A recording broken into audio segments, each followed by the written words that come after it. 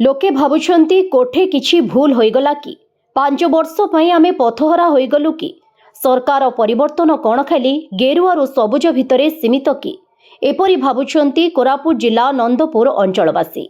किए किए कहिबार सुबुछि, हे प्रभु मते फेराई दियो मो सबुज सरकार।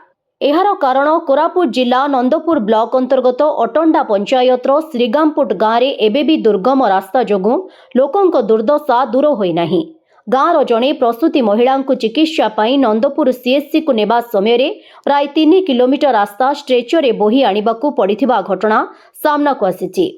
श्रीगामपुट गाँवर 27 वर्षीय मणि खिल्लो प्रसव पाई नंदपुर सीएससी को आसुथिले, हेले गाँ को यातायात पाई उपयुक्त रास्ता नथिबारु आंबुलांस गाँ निकट को पहुंची पारि नथिला। फलरे तांकु प्राय 3 किलोमीटर दूर स्ट्रेचर बोही आनिबा परे गाड़ी जोगे नंदपुर सीएससी को निया जायथिला।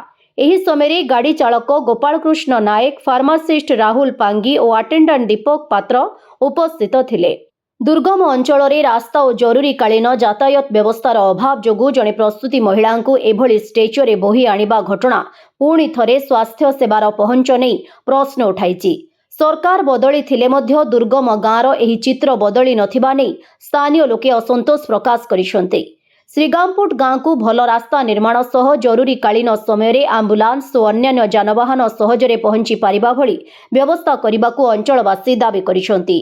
ब्यूरो रिपोर्ट, विकल्प समाचार।